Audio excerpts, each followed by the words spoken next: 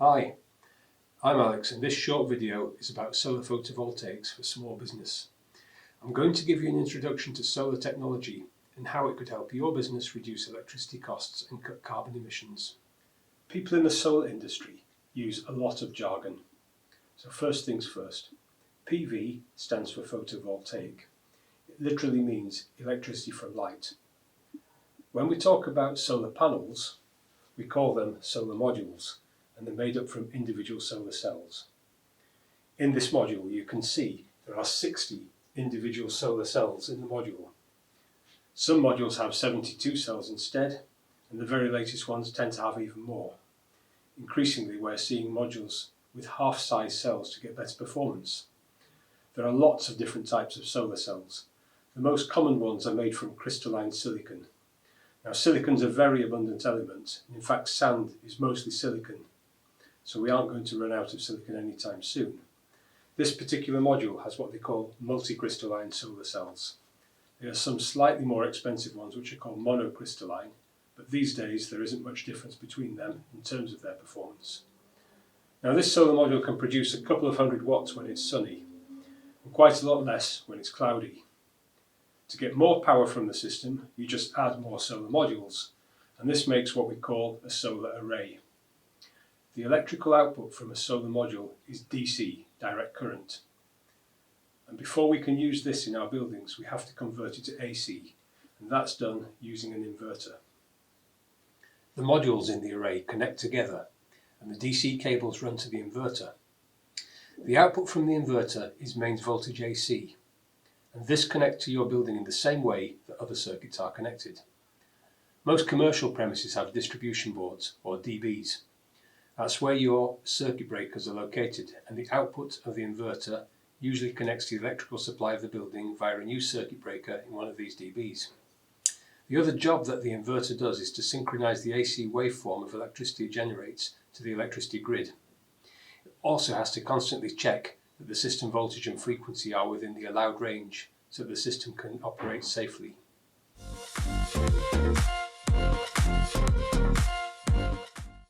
So, let me explain a little about solar PV system sizing and efficiency. Not all solar modules are the same, and because the output of a solar PV system changes constantly as the sun changes angle in the sky and clouds come over, we need to have some way to compare products so we know what we're buying. The solar industry uses an agreed set of laboratory conditions to quantify the performance of solar modules.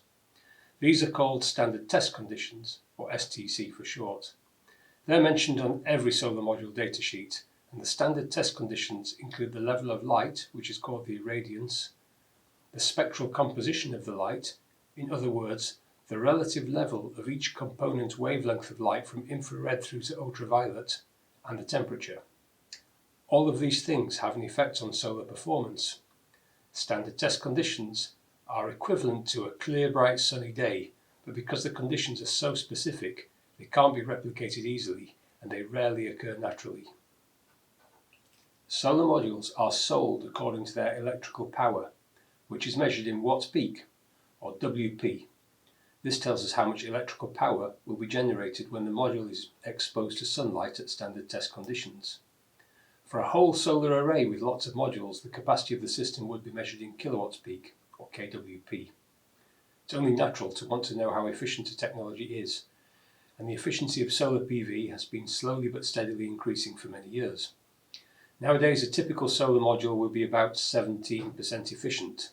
That doesn't sound too impressive, but when you consider that the sun is a free resource, it puts things into perspective.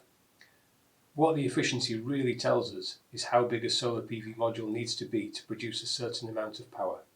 The standard test conditions I mentioned earlier use 1000 watts per square metre as the standard level of irradiance for testing solar modules.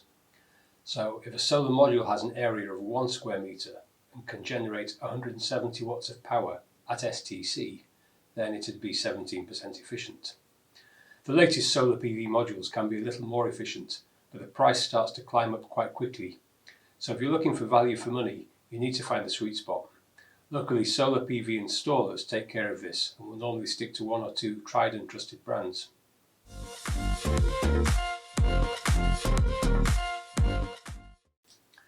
So, where can I install solar PV? Well, to get the best from a PV system, you ideally need a roof that faces towards the south. If you have a flat roof, then you can still install solar PV, but the modules will need jacking up a little on frames, so they have a better angle.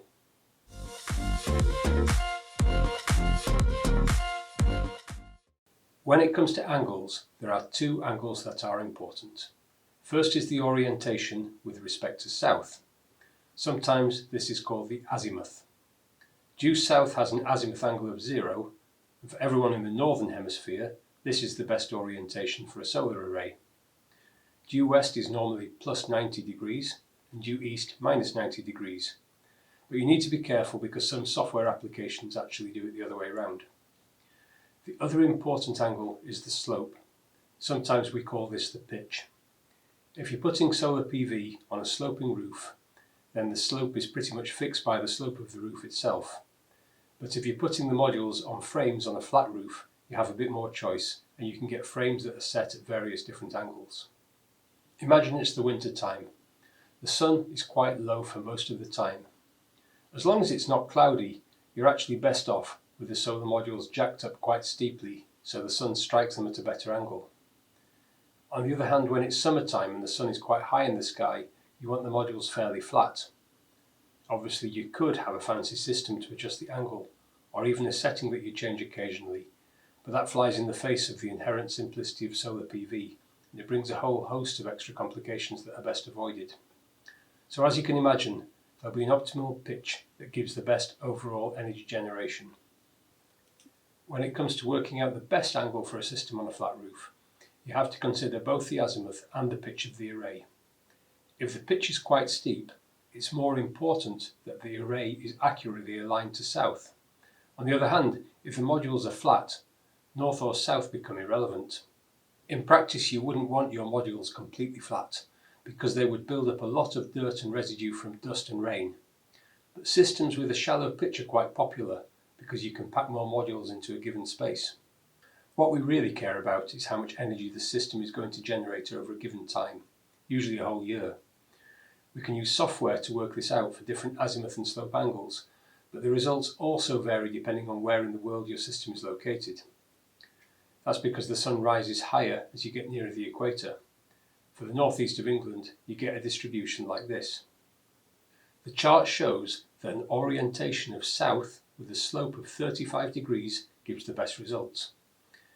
If we call this 100%, the relative energy yields from other combinations of azimuth and slope can be read off from the chart. So for example, an east-facing array on a roof sloped at 60 degrees will produce about 65% of the energy of a south-facing roof sloped at 35 degrees. Now what I've showed you so far assumes that your solar array isn't going to be shaded by trees, buildings, or indeed the horizon itself, if there's higher ground to the south of your building. This is really important because PV systems can lose a lot of their energy yield if they are frequently shaded.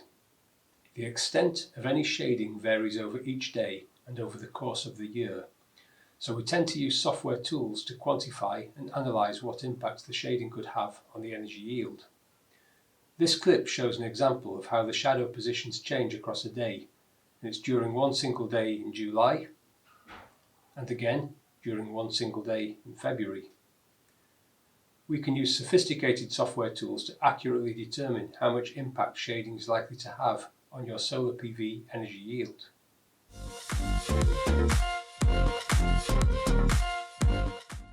So we've looked at the technical aspects of solar PV, but what about the commercial side of things? The good news is that the cost of solar PV kit has fallen dramatically in the last few years.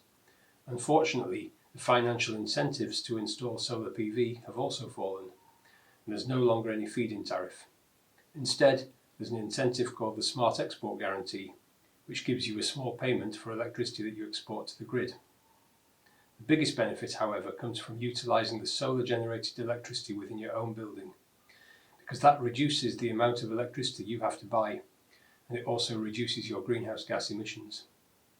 If you've got a site which has a decent-sized, unshaded, south-facing sloping roof, and you'll use a large proportion of the electricity you could generate within your own site, you could expect to get a payback time of around 7 to 10 years from solar PV.